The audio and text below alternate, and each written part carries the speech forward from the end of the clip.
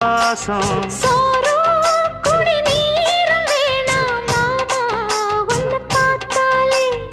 ஆறும்